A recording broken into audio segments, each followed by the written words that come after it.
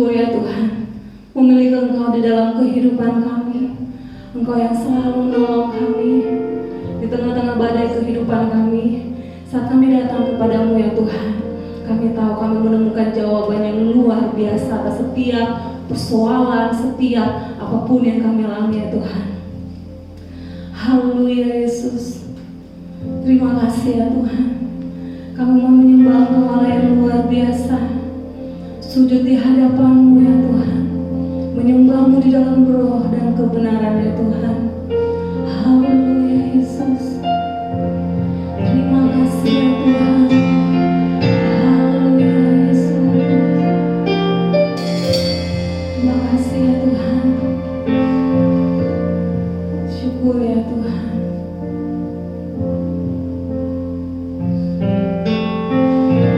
Sujud di altarnya,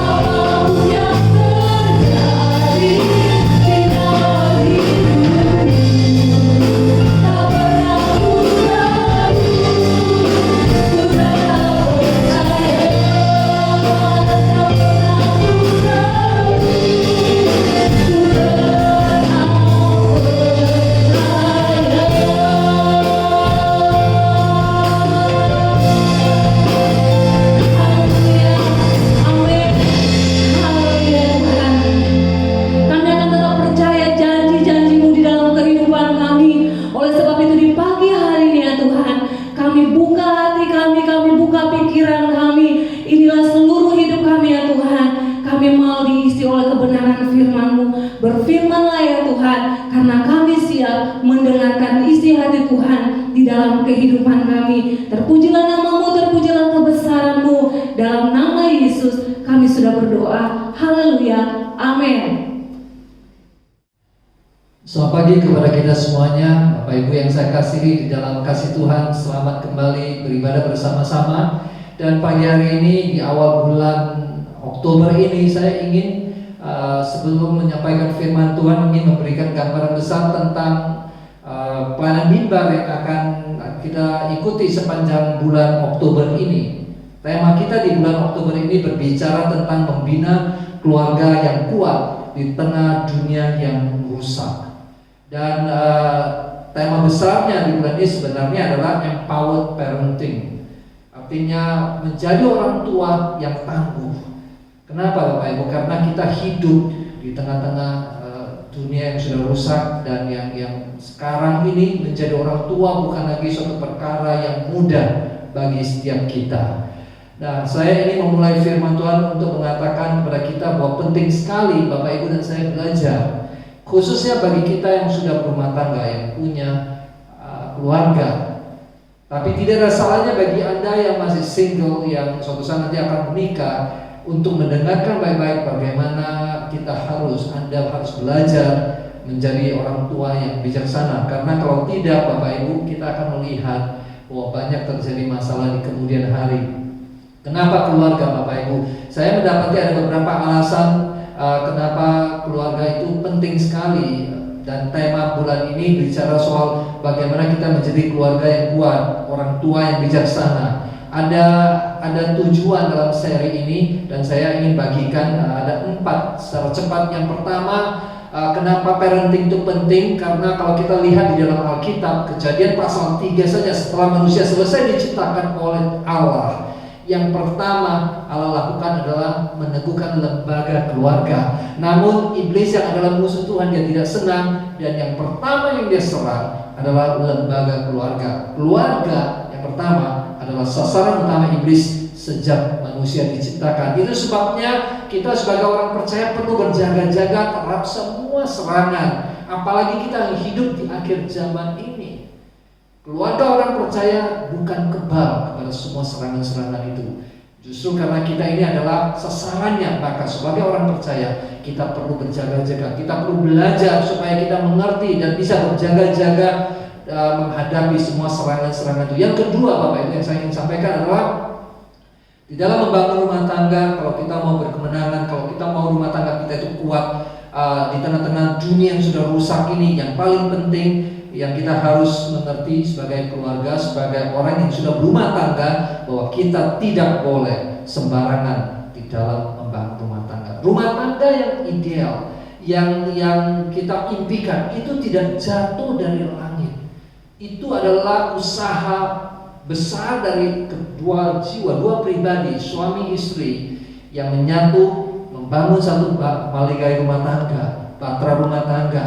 Dan untuk menjadikan rumah tangga mereka itu bahagia, menjadikan rumah tangga mereka itu kuat, maka mereka suami istri dua menjadi satu ini perlu belajar untuk tidak sembarangan membangun rumah tangga. Saya berharap Bapak Ibu saudara mendengarkan ini semuanya, Anda mulai berpikir bagaimana saya sudah membangun rumah tangga saya. Yang ketiga, tujuan daripada bulan Oktober ini bicara soal parenting juga agar semua orang tua, setiap orang tua di IFC, dan juga untuk Anda yang menyaksikan streaming ini, Anda bisa diperlengkapi, setidak-tidaknya diperlengkapi sebagian. Saya nggak katakan seluruhnya karena kita tidak pernah selesai belajar, tapi setidaknya kita punya gambaran bagaimana kita membimbing anak-anak kita di dalam menghadapi pergumulan yang mereka sedang alami, peer pressure, lingkungan, dan juga tantangan yang mereka hadapi. Itu luar biasa, beda dengan zaman kita.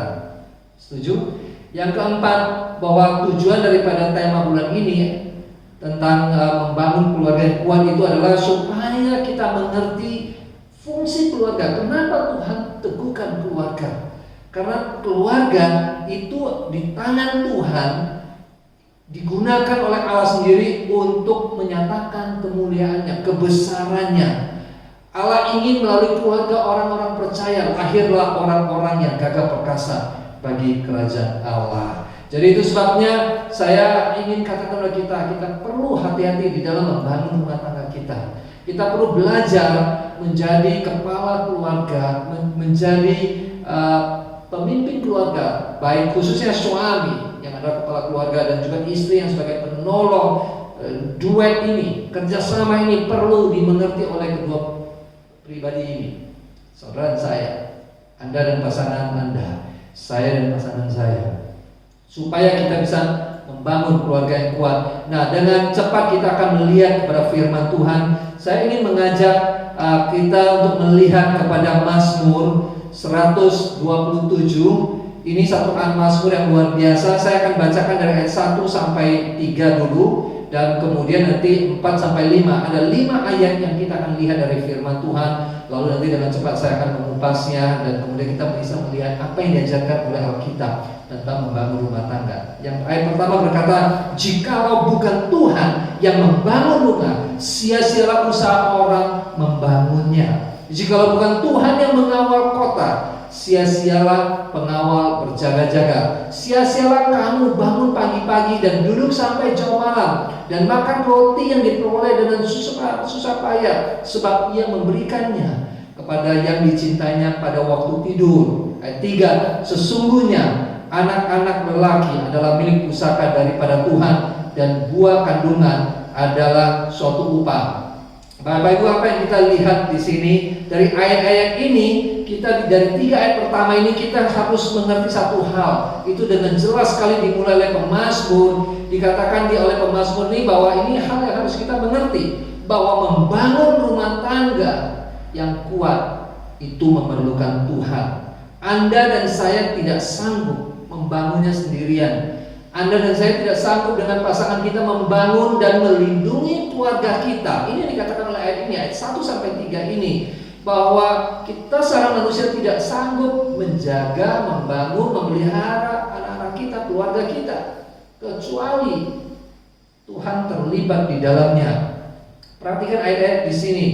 Ya, ini adalah satu gambaran jelas sekali. Jikalau bukan Tuhan yang membangun rumah, nah, lihat kata jikalau bukan Tuhan, artinya tidak ada orang lain. Kita manusia tidak sanggup. Kita butuh Tuhan. Ini yang harus kita tangkap di sini. Saya ingin katakan kepada kita bahwa kita membutuhkan ada 2 hal yang disebut sebagai God's hands, yang artinya pertolongan tangan Tuhan, pertolongan Tuhan, dan yang kedua adalah perkenanan Tuhan, God's favor. 2 hal ini berjalan bersamaan untuk membangun rumah tangga yang kuat, yang bisa tahan menghadapi dunia yang sedang rusak. Semua dari dunia yang sedang rusak, kita butuh mengerti hal ini. Tanpa Tuhan tidak bisa, tidak mungkin. Katakan, tanpa Tuhan mustahil aku bisa bangun rumah tanggaku kuat. Amin. Dan lihat ayat selanjutnya, ayat yang ke-3 ke bawahnya, ayat 3 sampai ke-4 ya. Di sana digambarkan kepada kita ayat 3, 4, 5-nya bagaimana berharganya, betapa berharganya anak-anak kita ini. Ayat 3, sesungguhnya anak lelaki adalah milik pusaka daripada Tuhan, dan buah kandungan adalah suatu upah. Seperti anak panah di tangan pahlawan, demikianlah anak-anak pada masa muda. Ayat 5, berbahagialah orang yang telah membuat penuh tabung panahnya.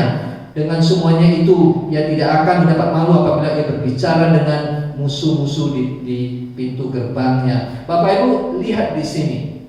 Ayat ini berkata tentang sebenarnya seberapa berharganya anak-anak kita ini. Nah, kita perlu melihat bahwa mereka itu sangat berharga. Ini yang kedua yang dibicarakan di sini, bahwa anak-anak kita itu adalah dititipkan hadiah, dipercayakan.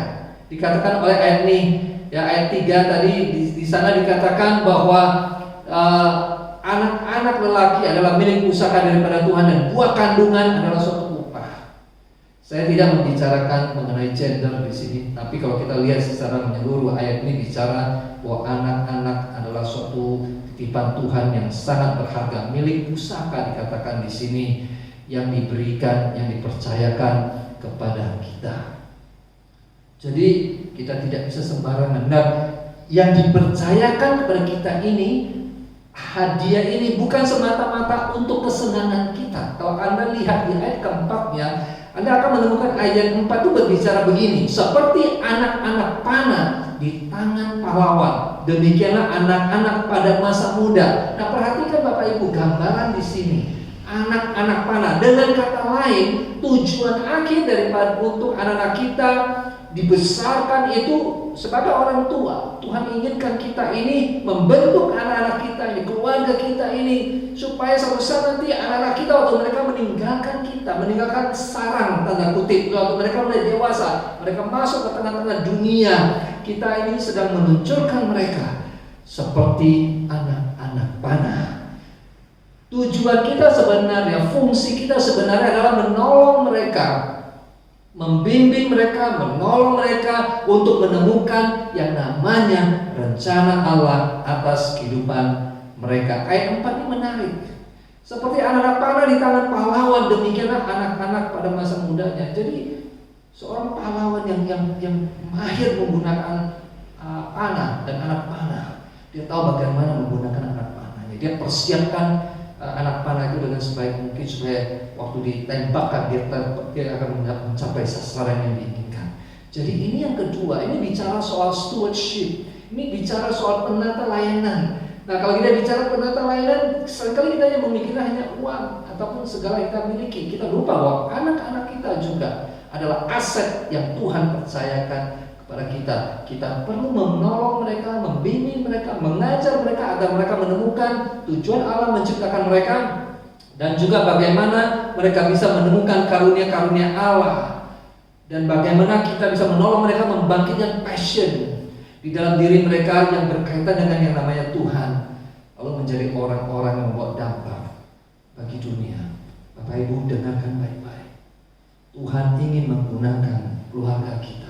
Tuhan ingin menggunakan diri kita, suami istri, khususnya mempersiapkan anak-anak kita menjadi orang-orang yang gagah perkasa di tengah-tengah dunia, di akhir zaman ini, untuk membawa perubahan, untuk membangun kerajaannya. Itu sebabnya di ayat yang kelima, kalau Bapak Ibu lihat, baca di sana, waktu kita bisa melakukan tugas ini dengan baik, maka apa yang akan terjadi? Ayat 5 berkata, ia tidak akan mendapat malu apabila ia berbicara dengan musuh-musuh di pintu gerbang. Wow. Artinya kalau kita bangun rumah tangga kita sedemikian rupa, dengan begitu hati-hati, dengan pertimbangan yang matang-matang, maka apa yang terjadi? Bahwa kita akan melihat Tuhan akan menolong kita waktu kita datang kepada Dia, dan kita sekarang mengerti bahwa Tuhan punya rencana. Anak-anak kita ini harus dipersiapkan. Mereka tidak bisa dibiarkan bertumbuh dewasa demikian saja, tapi mereka perlu dipersiapkan, dan kita punya tugas itu, Bapak Ibu. Peranan kita sebagai orang tua penting sekali kalau kita mau melihat sesuatu yang dahsyat terjadi di dalam kehidupan anak-anak kita. Saya selalu percaya itu. Itu sebabnya saya ingin dorong kita kepada dorong setiap kita yang pada siang hari ini ikut beribadah mendengarkan firman Tuhan. Pertanyaan saya pada pagi hari ini adalah, apa yang menjadi sasaran ataupun goal kehidupan Anda sebagai orang tua? Apa yang menjadi sasaran kita waktu kita punya anak, waktu kita membangun rumah tangga kita? Kita paham nggak apa yang dikatakan, apa yang direncanakan Tuhan untuk keluarga kita, rumah tangga kita? Apa yang paling penting bagi Anda di dalam rumah tangga Anda? Apa yang menjadi ukuran bagi kita untuk satu keluarga dikatakan keluarga yang sukses, yang berhasil? Nah, ini kita perlu mengerti ini. Itu sebabnya saya mau katakan tadi sudah kita jawab itu, bahwa Tuhan punya rencana untuk setiap keluarga. Jadi itu sebabnya kita perlu berhati-hati di dalam membangun rumah tangga kita, melakukan tugas mendewasakan, mendidik, merawat. Ini yang disebut parenting, itu menjadi orang tua ini. Menjadi orang tua, apa yang dimaksudkan oleh firman Tuhan? Kita tidak bisa anggap enteng, tidak bisa menganggap bahwa itu datang sendiri, otomatis terjadi. Anak-anak itu akan jadi baik. Kalau dia mau baik, dia baik. Kalau dia mau rusak, ya dia rusak. Salah. Di tangan pahlawan, anak panah itu tergantung.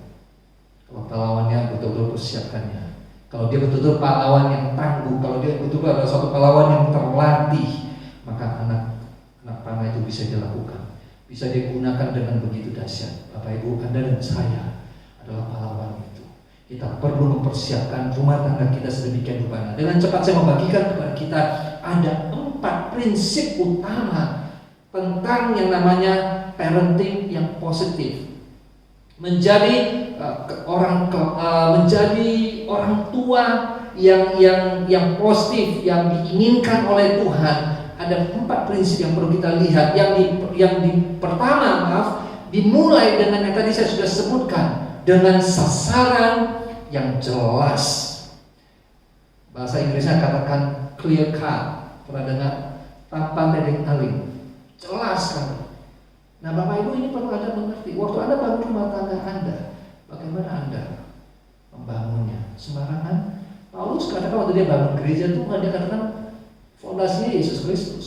Tapi aku ini seperti tukang yang pintar, ya, yang membangun. Dan dia dorong kepada semua orang yang memberitakan Injil untuk hati-hati bagaimana Anda membangun.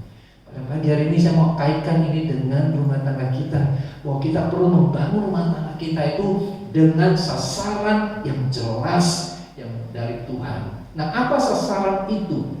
Di Alkitab kalau Bapak Ibu lihat kepada ayat yang di Efesus pasal 6 pasal 6 ayat yang keempat, di sana bicara soal tugas seorang ayah, tanggung jawab seorang ayah. Di sana dikatakan begini, dan kamu bapak-bapak, janganlah bangkitkan amarah di dalam hati anak-anakmu, tetapi didiklah mereka di dalam ajaran dan nasihat Tuhan. Satu ayat ini memberi Paulus dipakai Tuhan untuk mengajar kepada gereja Tuhan, khususnya kepada para bapak-bapak, para orang tua, bapak-bapak yang jadi kepala rumah tangga, bahwa bagaimana mereka harus mendidik anaknya. Caranya adalah apa? Dikatakan dengan jelas sekali, didiklah mereka di dalam ajaran dan nasihat Tuhan. Jadi ada sasaran yang jelas sekali. Sasaran yang jelas sekali itu adalah apa? Kenapa dikatakan didiklah mereka sesuai dengan ajaran dan nasihat Tuhan? Ya, ini di dalam terjemahan, saya ingin bandingkan dengan cepat membacakan kepada kita. Ada satu terjemahan yang disebut sebagai The Phillips Translation, berkata begini. Para ayah, saya terjemahkan secara ke dalam bahasa Indonesia, jangan mengoreksi anak-anak Anda berkelebihan atau mempersulit mereka untuk mematuhi perintah. Bawalah mereka dengan ajaran Kristen dan disiplin Kristen. Nah, di sini kita lihat hal-hal yang luar biasa di sini, bahwa kita perlu mengerti sebagai orang tua, kita perlu mendidik mereka sesuai dengan ajaran firman Tuhan. Bapak Ibu, ini yang kita perlu mengerti pada pagi hari ini, yang dikatakan oleh yang menjadi tanggung jawab para ayah. Saya ingin bertanya kepada bapak-bapak kaum pria yang mendengarkan khotbah pada pagi hari ini. Sudahkah Anda memainkan peranan Anda di dalam rumah tangga Anda untuk membentuk karakter, untuk menanamkan prinsip-prinsip kebenaran firman Tuhan di dalam kehidupan anak-anak Anda? Atau tugas itu Anda serahkan kepada para istri? Banyak sekali kita temukan ada ibu-ibu yang luar biasa, gagah perkasa, serba bisa. Suaminya itu mudah, tanda kutip sangat diberkati. Karena kenapa? Dia tidak perlu mengurus apapun, semuanya diurus oleh istrinya yang luar biasa itu. Saya berharap ini bukan kondisi rumah tangga kita. Karena kenapa? Tugas membentuk, membangun rumah tangga ada di tangan kaum bapak. Dengarkan baik-baik. Dan kaum bapak harus membangun. Anda dan saya yang kaum pria harus membangun ini dengan positif, dengan sasaran objektif yang jelas sekali. Sasarannya apa? Membentuk mereka sesuai dengan ajaran dan nasihat Tuhan, agar di dalam kehidupan mereka muncullah yang namanya kebenaran-kebenaran firman Tuhan, agar mereka menjadi anak-anak yang takut akan Tuhan. Sehingga waktu mereka bertumbuh dewasa di tengah-tengah dunia yang rusak, bagaimanapun mereka bisa tetap berdiri tegak. Mereka tetap bisa bercahaya di tengah-tengah kegelapan dunia seperti bintang-bintang di langit. Mereka akan menjadi teladan bagi orang-orang di sekitarnya. Kenapa? Didikan orang tuanya, didikan ayahnya. Bapak Ibu, saya ingin tekankan ini karena ini penting sekali. Banyak hal kenapa terjadi banyak masalah dalam rumah tangga kita itu karena kita sebagai kaum pria kita kurang menghabiskan waktu kita, menginvestasikan waktu kita di dalam kehidupan anak-anak kita. Saya ingin dorong kepada kita untuk fokuskan perhatian Anda, ya, tujukan semua energi perhatian Anda di dalam kehidupan anak-anak Anda. Jangan serahkan itu kepada istri. Lebih-lebih lagi jangan serahkan mendidik anak kepada para pembantu rumah tangga kita, babysitter kita. Anak-anak kita itu harus kita mulai didik dari waktu dia lahir sampai dia berusia 12 tahun. Kita bisa pengaruhi dia, kita bisa didik dia dengan disiplin yang lebih ketat. Setelah itu dia sudah punya kemauan pendiriannya sendiri dan waktu itu role-nya sudah beda, approach-nya, pendekatannya sudah beda. Itu sebabnya Anda dan saya perlu belajar. Kita perlu sendiri mengerti hal itu. Bagaimana kita menanamkan sesuatu yang tidak kita miliki. Kalau Anda bukan seorang pria yang takut Tuhan, jangan harap anak-anak Anda takut Tuhan. Kalau Anda tidak pernah serius dengan Tuhan, walaupun Anda dalam gereja, dulu di gereja setiap minggu, dan dalam situasi pandemi ini mungkin Anda rajin untuk ikut siaran online, ibadah-ibadah online dari satu channel ke channel yang lain dan gereja-gereja besar. Tapi yang menentukannya bukan berapa banyak yang Anda tahu, tapi berapa banyak yang Anda praktikkan.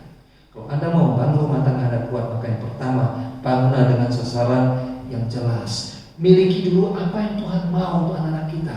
Paulus katakan kepada jemaat di Efesus, dikatakan bahwa inilah kehendak Tuhan itu supaya anak-anak itu dididik sesuai dengan apa yang dikatakan di sini, ajaran-ajaran, ya, ajaran-ajaran Tuhan.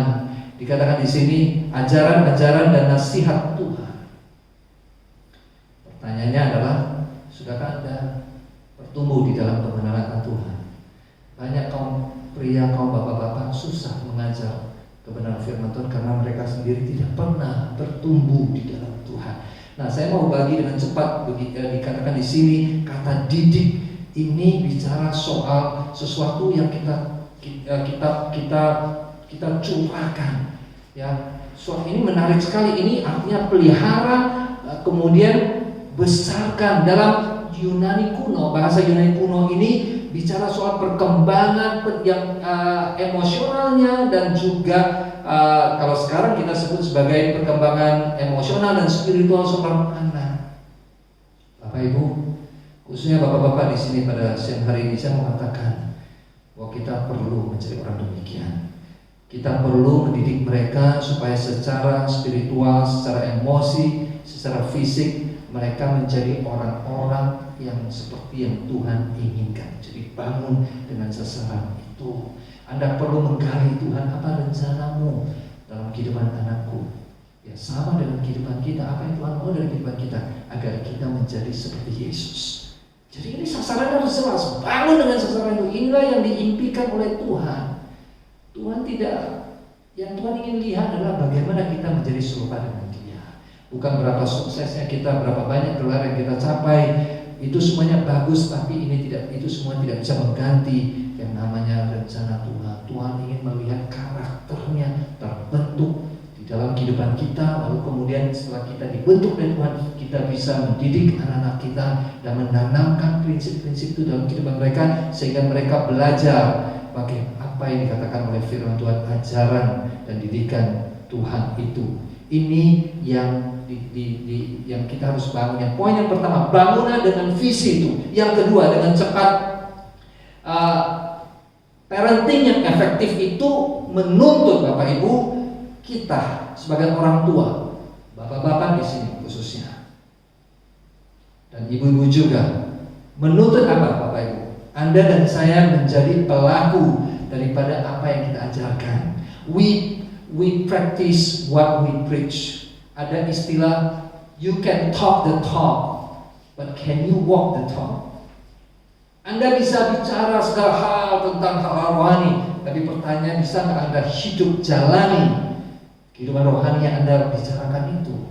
Nah, untuk menjadi orang tua yang efektif, kita bisa melaksanakan tugas itu, maka dibutuhkan kita menjadi pribadi yang melakukan apa yang kita bicarakan. Tanda kutip, apa yang kita khotbahkan kepada keluarga kita. Ya, di 1 Korintus pasal yang keempat, di sana ada satu ayat yang menarik sekali yang ditulis oleh Paulus kepada jemaat di Korintus. Dia dikatakan bahwa begini, ayat yang ke-14 sampai 16 berkata begini, hal ini kutuliskan bukan untuk memalukan kamu, tetapi untuk menegur kamu sebagai anak-anakku yang kukasihi. Sebab sekalipun kamu mempunyai beribu-ribu pendidik dalam tubuh Kristus, kamu tidak mempunyai banyak bapa, karena akulah bapa. Akulah yang dalam Kristus Yesus telah menjadi bapamu oleh Injil yang kuberitakan kepadamu. Sebab itu aku menasihati kamu, turutilah teladanku. Nah, ini perhatikan di sini. Paulus mengajarkan yang kita sebut pada siang hari ini adalah prinsip modeling. Bagaimana kita memodel orang lain menjadi seperti kita. Nah, saya bicara dalam konteks keluarga. Hal ini bicara tentang seperti Paulus katakan di sini, turutilah teladanku. Parenting yang efektif itu melibatkan, sekali lagi saya mau katakan, Anda dan saya menjadi pelaku-pelaku dari apa yang kita ajarkan kepada anak kita. Anak-anak kita itu tidak bisa dibohong. Mereka tidak bisa mengerti rahasia surgawi sampai mereka melihat itu diwujudkan di dalam kehidupan orang tuanya. Kadang waktu mereka bertumbuh pun mereka tidak mengerti kenapa orang tua demikian. Namun waktu mereka makin dewasa, waktu kita tanamkan satu hari nanti, waktu mereka sudah dewasa, waktu mereka berada di dalam titik-titik seperti yang pernah kita alami, mereka mulai mengerti ada hal-hal yang diajarkan oleh orang tuanya, dan sekarang itu klik di otaknya. Ini yang disebut, itulah saatnya di mana mereka akil balik. Mereka mulai mengerti. Bapak Ibu, ini penting sekali. Kita perlu belajar menjadi pelaku apa yang kita ajarkan. Jangan Anda suruh anak-anak Anda rajin ke sekolah minggu tapi Anda tidak pernah mau ibadah. Jangan Anda suruh anak-anak Anda baca Alkitab, berdoa kalau Anda di rumah bukan orang yang berdoa sungguh-sungguh. Maksudnya serius. Saya bicara soal ini menjadi memolah. Kita membentuk anak-anak kita itu, kalau kita suruh mereka berdoa, kita terlebih dahulu harus melatih disiplin itu dalam diri kita, baru kita berhak untuk ajarkan kepada mereka. Kalau tidak, maka apa yang kita ajarkan itu kosong, tidak punya kekuatan apapun. Ini yang disebut the principle of modeling. It's more caught than taught. Lebih banyak ditangkap daripada diajarkan. Tangkapnya bagaimana? Dia lihat dari kehidupan orang tuanya. Bapak Ibu, ini penting sekali. Ya, dan yang ketiga, dengan cepat, waktu saya tidak banyak. Menjadi orang tua yang efektif itu bicara melibatkan juga gimana kita terlibat membangun yang namanya hubungan-hubungan yang mengikat. Di 1 Tesalonika pasal yang kedua ayat 7 dan 8, saya mau mengajak kita untuk melihat ayat ini. Ya, apa yang dikatakan oleh firman Tuhan oleh ayat ini, bahwa mereka lebih banyak melihat kita. Ya, ini yang dikatakan oleh Rasul Paulus kepada jemaat di Tesalonika. Dia bicara kepada mereka tentang hal itu. Nah, silakan nanti Bapak Ibu bisa lihat, saya akan tampilkan di dalam rekaman video ini ayat-ayat ini. Di sana dikatakan bahwa Paulus mengatakan kepada jemaat di Tesalonika, dia bilang, kami ini seperti ibu yang merawat anak-anaknya. Kami peduli dengan engkau. Karena kenapa? Alasan karena kami mengasihi engkau, dan kami dengan sukarela, dengan penuh kegembiraan bersedia membagikan bukan saja Injil Kristus, tapi juga apa? Kehidupan kami semata-mata. Lalu di ayat yang ke-11-nya di sana menarik sekali digunakan istilah, kami telah mendidik engkau seperti kami telah mengurus atau berhadapan dengan engkau seperti seorang ayah berhadapan dengan anak-anaknya. Nah, ini yang luar biasa yang kita bisa lihat ya. Saya pikir saya bacakan saja ayat ini ya. Di 1 Tesalonika, perhatikan kata-kata ini ya. Dua kata ini sebagai orang tua. Seperti seorang ibu merawat bayinya, seperti seorang ayah merawat, melindungi, mencukupi kebutuhan anaknya. Ini prinsip hubungan. Bapak Ibu, poin yang ketiga ini adalah sebagai orang tua yang bijaksana ataupun efektif. Kalau mau menjadi orang tua efektif, maka kita perlu membangun yang namanya hubungan-hubungan yang betul-betul mengikat. Disinilah kita perlu perhatikan waktu-waktu yang kita habiskan dengan anak-anak kita. sikap kita berhadapan dengan mereka bagaimana. Ada 8 hal yang saya mau katakan kepada kita hubungan itu menjadi kuat. Ya, ada 8 kunci untuk membangun hubungan-hubungan yang betul kuat, yang mengikat satu dengan lain. Yang pertama adalah kasih yang tanpa syarat.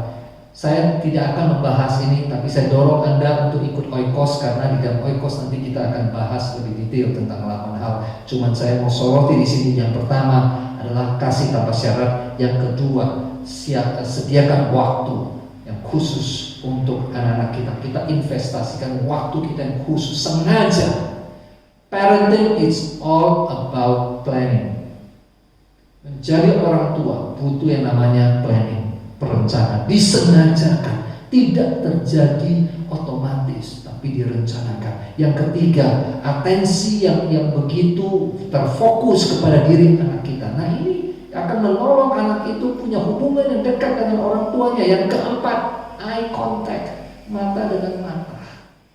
Waktu kita bicara dengan anak-anak kita, apakah kita melihat matanya? Apakah dia melihat wajahnya? Karena anak-anak kalau lagi buat salah, dia tidak mau melihat wajah ibu atau bapaknya. Tapi kita dalam segala keadaan harus berusaha untuk dapatkan perhatian mereka, mata mereka, supaya mereka melihat ke mata kita.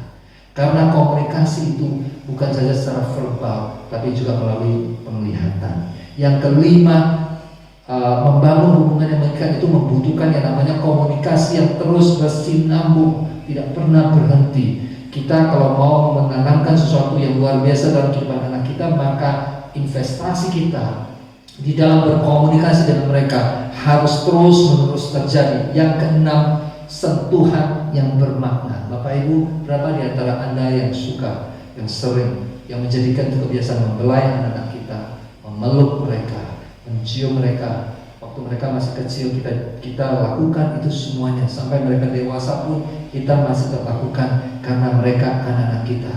Percayalah, waktu Anda biasakan diri Anda dan tidak merasa aneh ya, untuk menyentuh anak-anak Anda dengan kasih, maka itu akan menimbulkan kesan yang luar biasa dalam kehidupan dia. Yang ketujuh, ambil waktu untuk bersenang-senang dengan mereka, bermain dengan mereka, have fun together. Ini penting, khususnya bapak-bapak. Berapa sering kita betul-betul habiskan waktu dengan anak-anak kita untuk bermain dengan mereka. Yang kedelapan, yang terakhir, ambil waktu juga sebanyak mungkin untuk berdoa bersama-sama dengan mereka. Jadi ini 8 hal yang akan menolong kita untuk menjadi orang tua yang efektif.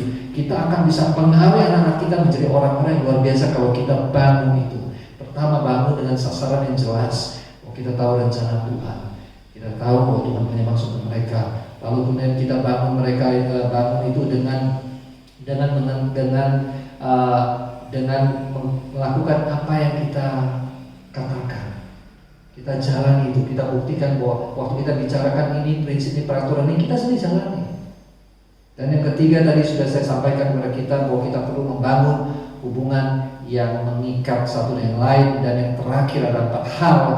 Jadi parenting yang efektif itu membutuhkan, menuntut yang namanya perbaikan dan perawatan yang konstan serta berkelanjutan, bersinambung. Artinya waktu kita buat kesalahan, waktu ada kesalahan, kita tidak berhenti. Kita datang dan kita time out sebentar. Waktu kita bersalah dengan kita, jangan sampai segan untuk katakan, mohon maafkan ayah salah.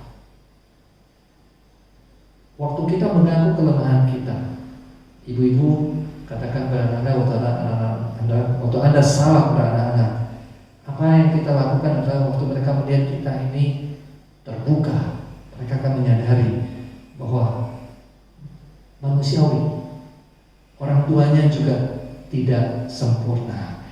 Ini adalah satu prinsip proses. Butuh yang namanya perawatan konstan dan juga perbaikan yang konstan, berkelanjutan dan konstan. 2 hal ini penting sekali. Ada kata-kata yang penting yang perlu kita biasakan untuk ucapkan. 1, maafkan saya. Ya, ini kata-kata yang sangat berkuasa dan tidak pernah terlambat di dalam diucapkan untuk anak-anak kita. Nah, kalau kita bisa melakukan 4 hal ini, saya percaya rumah tangga kita akan dibangun. Tapi kuncinya adalah ingat apa yang saya katakan tadi.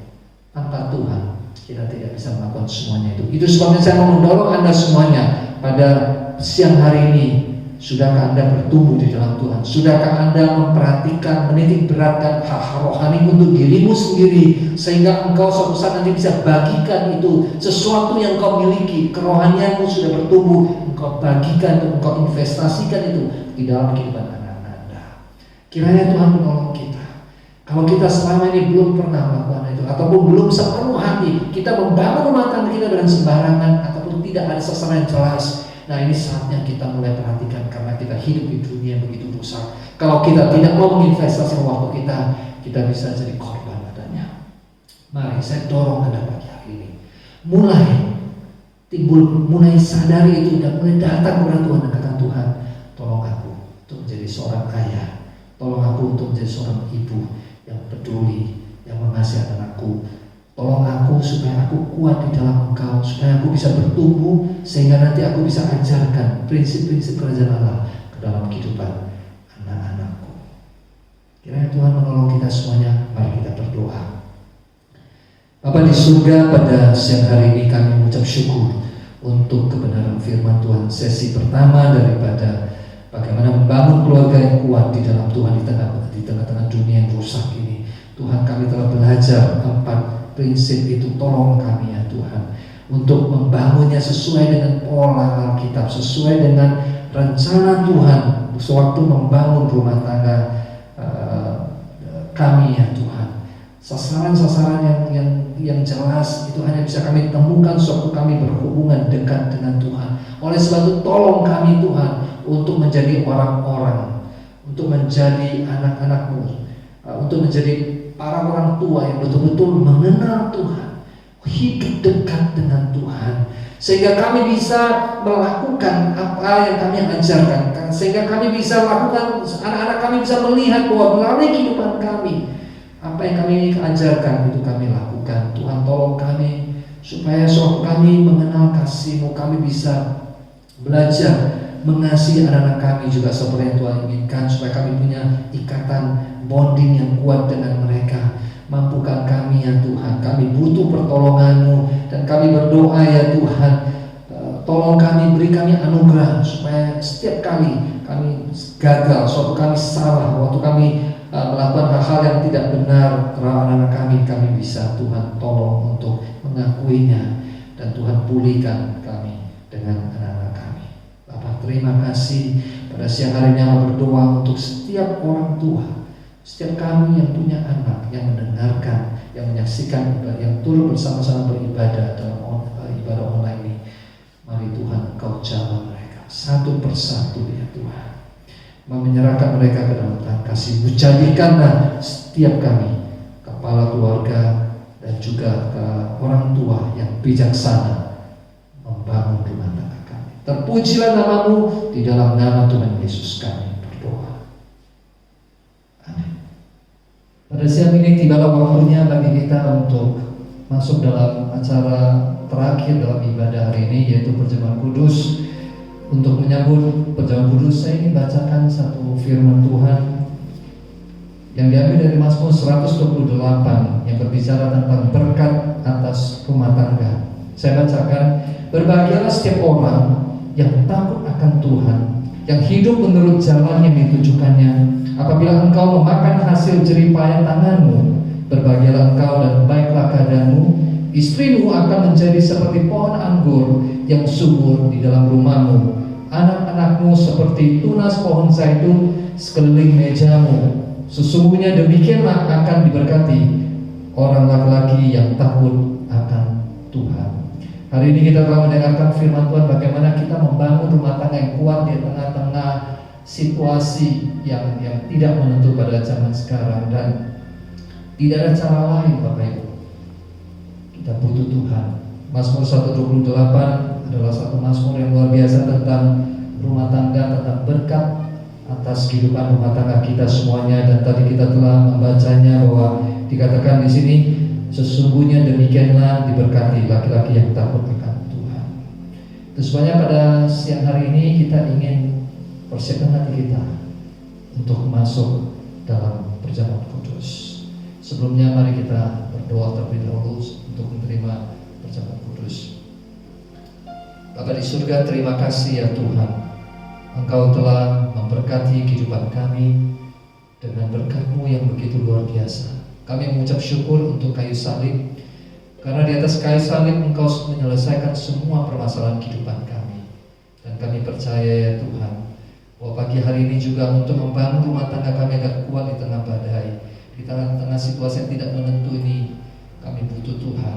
Terima kasih untuk undangan-Mu makan semeja dengan Engkau, dan pada siang hari ini ya Tuhan, kami ingin datang kepada Engkau. Sucikanlah hati kami terlebih dahulu ya Tuhan, ampuni segala dosa, pelanggaran, kegagalan kami.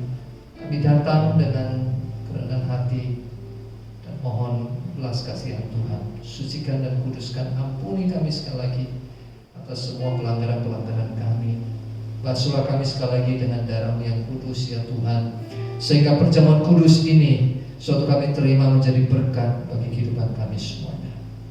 Berkatilah kedua unsur ini ya Tuhan, dengan iman kami terima sebagai lambang daripada tubuh-Mu yang telah dipecah-pecahkan buat kami, dan darah-Mu yang telah ditumpahkan untuk pengampunan dosa kami. Di dalam nama Tuhan Yesus kami berdoa.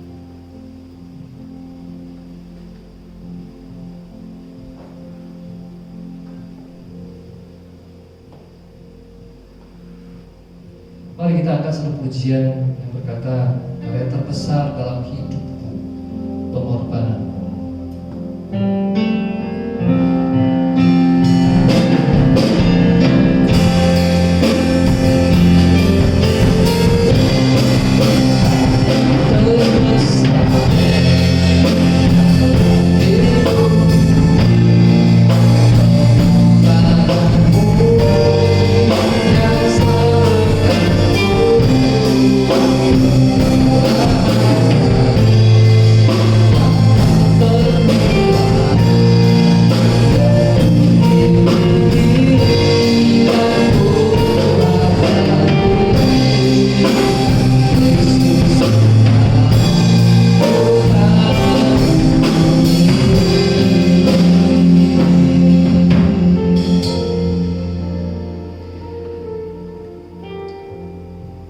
Saya percaya kita semuanya di rumah telah menyediakan kedua unsur ini Bapak Ibu. Dan mari pada saat ini saya mengundang kita semuanya untuk mengangkat tangan kanan kita tinggi-tinggi roti yang adalah lambang tubuh Kristus. Dan pada siang hari ini kita akan terima bersama-sama, kita akan memperingati kematiannya, pengorbanan Tuhan Yesus bagi kita, dan kita mau terima ampunannya melalui darahnya juga.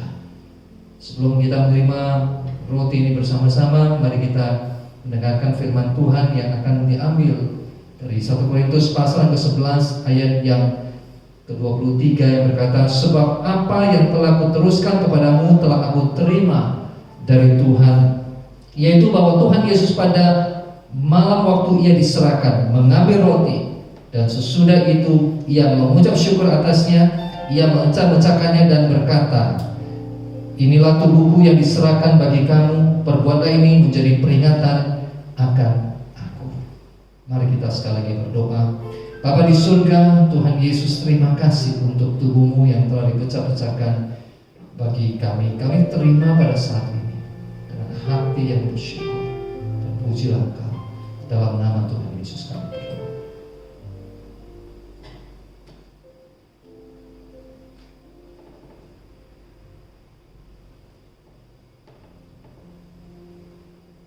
Sekarang mari kita angkat cawan di tangan kanan kita tinggi-tinggi dan dengarkan firman Tuhan selanjutnya.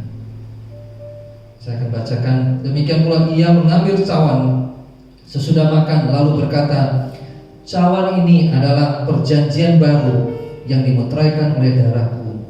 Perbuatlah ini setiap kali kamu meminumnya menjadi peringatan akan aku. Mari sama-sama kita tundukkan kepala dan berdoa sekali lagi. Tuhan Yesus, terima kasih untuk darah yang telah ditumpahkan, darah perjanjian untuk pengampunan dosa kami yang tidak pernah hilang kuasanya. Pada saat ini dengan hati yang bersyukur kami terima ini, dan dengan iman kami mengucap syukur bahwa dosa-dosa kami telah Kau bayar lunas di atas kayu salib. Terpujilah nama-Mu, di dalam nama Tuhan Yesus kami berdoa. Mari sama-sama kita berdoa.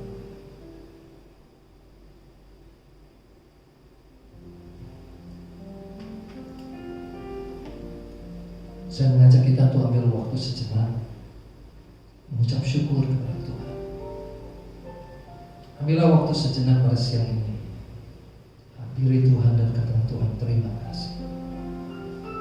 Terima kasih untuk perjanjian-Mu yang kekal. Terima kasih kami tidak sendirian suatu kami menjalani kehidupan ini. Terima kasih Kau tahu kekurangan, keterbatasan, kegagalan kami. Itu sebabnya Kau sediakan perjamuan kudus untuk membawa kami kembali kepada Engkau. Terima kasih ya Tuhan, bersama dengan Engkau makan semeja kami ingatkan kembali bahwa rumah tangga kami akan menjadi kuat suatu kami membangun dengan kehadiran Tuhan di tengah-tengahnya. Terima kasih ya Tuhan. Terima kasih ya Tuhan. Terpujilah nama-Mu Tuhan. Bapak Ibu yang saya kasih, buka hatimu dan ucap syukur kepada Dia. Ambil waktu pada saat ini bersyukur kepada Tuhan dan katakan kepada Tuhan, terima kasih. Terima kasih Tuhan. Kita akan mengakhiri ibadah pada siang hari ini. Mari sekali lagi kita menghampiri Tuhan. Bapa di surga, kami mengucap syukur untuk siang ini. Bukan saja kami telah diisi oleh kebenaran firman, tapi terima kasih untuk pengorbanan yang begitu besar bagi hidup kami semuanya. Kami menyerahkan hidup kami kepada Tuhan pada siang hari ini. Kami dedikasikan kembali rumah tangga kami, pribadi lepas pribadi, agar Tuhan Yesus menjadi kepala rumah tangga kami. Dan pimpinlah kami ya Tuhan, sebagai suami, sebagai bapa, untuk memimpin rumah tangga kami seperti yang Kau kehendaki, dan sebagai istri, sebagai penolong, dan setiap anak-anak kami menjadi anak-anak yang takut akan Tuhan. Hidup kami akan berkenan senantiasa kepada Engkau. Dan kami undang Tuhan untuk melakukan pekerjaan-Mu di tengah-tengah kami. Bimbing kami, bawa kami terus berjalan dengan Engkau. Saudara-saudara terkasih, mari arahkan pandangan-Mu kepada Tuhan pada siang hari ini. Angkatlah kedua belah tangan-Mu dan terimalah berkat-Nya. Tuhan sekali lagi memberkati engkau dan melindungi engkau. Tuhan menyinari engkau dengan wajah-Nya dan memberi engkau kasih karunia. Tuhan menghadapkan wajah-Nya kepadamu dan memberi engkau damai sejahtera. Kasih karunia dari Allah Bapa, kasih sayang daripada Tuhan Yesus Kristus di dalam persekutuan Roh Kudus menyertai kita. Pulanglah dengan damai sejahtera dan diberkatilah kita semuanya, rumah tangga kita, agar senantiasa kuat di dalam Tuhan. Pujilah nama Tuhan, semua yang percaya katakan amin. Bapak Ibu, ibadah kita sudah berakhir. Jangan lupa tetap jaga kesehatan kita, semangat menjalani kehidupan ini, dan terus berjalan dengan Tuhan. Jangan lupa simak pengumuman selanjutnya yang akan ditayangkan. Jangan lupa juga ambil bagian di dalam kegiatan yang kita lakukan sepanjang minggu. Tuhan Yesus memberkati. Shalom.